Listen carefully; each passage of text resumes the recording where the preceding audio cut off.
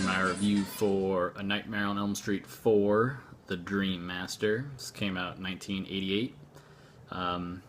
Been trying to get through these horror movie franchises. This was next up for the Freddy Krueger series. Had a lot to match up to. The last one, number 3, Dream Warriors, was really, really good. I think it's the best in the series, probably. I gave it a 4.5 out of 5. So this had a lot to live up to. And just looking at the credits as I started watching it, got my interest piqued because it's directed by Rennie Harlin, which I thought was pretty interesting. So if you don't know who Rennie Harlin is, he later went on to do movies like Die Hard 2 right after this, Cliffhanger, did Cutthroat Island. I think that was a pretty big bomb. Deep Blue Sea, Samuel Jackson getting ate by a shark, stuff like that. So he kind of made a name for himself after this, which was interesting. And then just seeing the writing credits too, is written by Brian Helgeland, which might recognize, might not. He wrote the screenplay for LA Confidential, which is a really good movie. And then he started to write and direct movies like Payback with Mel Gibson. It's a really good movie. Knight's Tale, Heath Ledger. Then he did, more recently, 42. He wrote and directed that, about Jackie Robinson. And his last movie was Legend, which stars Tom Hardy. He's playing dual roles, two twin brothers, British gangsters. So pretty interesting to have, Brian Helgeland as a writer and then Rennie Harlin as a director. They actually went on to do significant stuff, so that's a good start. For actors, nobody really recognizable. Robert Englund is black, of course, as Freddy Krueger. Other than that, no notable actors. Some people from the last movie, the guy that played Kincaid and Joey, they're back, reprising their roles, but unfortunately this movie was not good. It's kind of a weird plot. So it takes what happened in the last movie, Dream Warriors, where to start off, they recast Kristen. So in the last movie, Kristen is played by Patricia Arquette, and she didn't return, so they recast her with someone named Tuesday Knight. And basically she had the power of being able to bring people into dreams, and so she starts doing that at the beginning with Kincaid and Joey again. But then they get killed off pretty early on. It's not that big of a spoiler, but then she transfers her powers over to her friend and new leading woman, Alice. So basically, Alice and then her friends have to deal with Freddy because, I don't know, they defeated him in the last movie, but because Kristen keeps going back into her dreams, it stirred him up.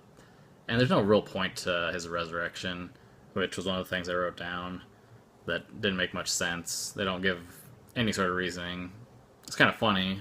Kincaid's dog pisses fire and it resurrects him, but that's not really a good reason to resurrect him. But anyways, so yeah, Kristen's dream powers go to Alice, and so then her and her friends start getting attacked. And Alice has a brother who's played by a discount Charlie Sheen, has a weird karate guy, and then a couple other friends that are just kind of pop in and out. They don't really do much in the plot in general. And then ultimately Alice has to defeat Freddy. So, like I said, I didn't like it. It's not stylistically, it's kind of interesting. It's kind of fun, kind of like all of the Nightmare on Elm Street movies are. But plot wise and story wise, it's not very good. The acting is atrocious. So, I mean, if they could have found actors that were just a little bit better, a couple notches up for everybody, it would have really improved it. They're so bad. The acting is just so bad in this movie. And there's a weird kind of voiceover, what do they call it, ADR, like when you record the audio later. It just sounds like that they ADR'd everything, like everything was recorded later. It's just really weird, especially at the beginning of the movie. I got a lot of sense of that for some reason. It's really annoying, but um, so yeah, like the plot's not great, the acting is horrible, the kills are not very good either. They're just very unceremonious. A lot of people are just dying. I think there's like a weird fact that they're getting rid of people at the beginning from the last series, the last movie, and then trying to quote unquote introduce these new characters in this one. There's just too many people. You don't care about anybody. It doesn't help that they recast Kristen as a different act with a different actress, and there was like only there were two deaths that were pretty good out of, I'm not looking at the number right now, but there had to be at least 7 kills, and so like 2 of them were okay. The last movie, like every single death was the most imaginative, creative thing in like almost any horror franchise. They're like all these crazy, fantastical deaths, and in this one, they're all just bad, pretty much. One was with Alice's friend. I don't remember her name. Sheila, maybe. And she's supposed to be kind of like a jock, but they show her working out once, and so that's when Freddy attacks her. First of all, who falls asleep when they're working out? I get falling asleep like if you're really tired after a workout, but she's literally like in the middle of like doing a bench press and falls asleep. Her death was kind of cool because she's scared of bugs, and they do this kind of cool thing, body transformation, kind of like the Fly, Jeff Goldblum or something. So hers looked kind of cool, was kind of interesting, but it happened to a character that you don't even know. You don't spend any time with this character, so it's kind of like, whatever. Cool looking death for someone who we don't care about.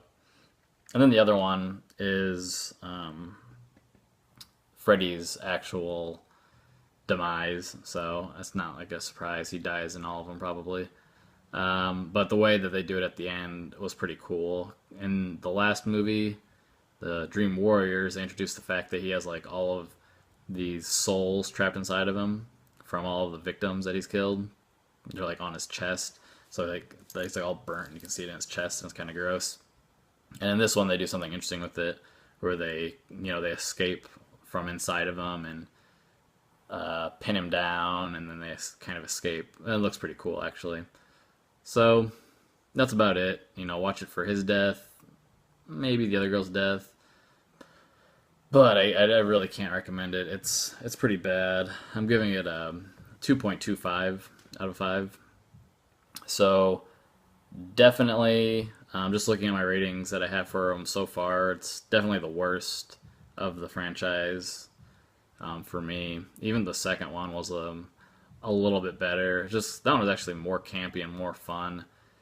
And they're kind of doing this. What I've heard is that this is the middle of like a new kind of trilogy. So it was the first original one, which was really good. The second one, Freddy's Revenge, was just kind of out of nowhere. Just did its own thing. And then number 3, the Dream Warriors.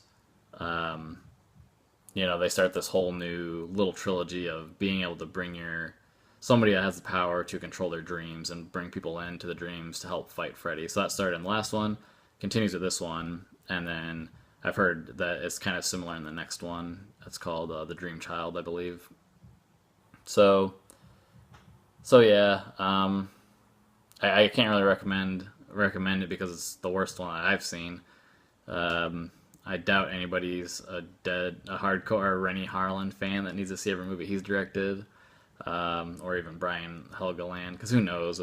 There's a couple other writers too, so who knows how much of this was actually his script. Only reason to really watch is if you're like me and just want to see all the movies in the franchise. So yeah, maybe you don't. I was gonna say maybe watch it out of sequence because it's the last one, Dream Warriors, was so good, and then coming to this was such like a step down. That's too bad, but it'd be kind of weird to watch it out of order too, just because it follows that movie directly with the characters, even though they're not played by the same people, the main girl. But Anyways, yeah, a little long, so 2.25 out of 5.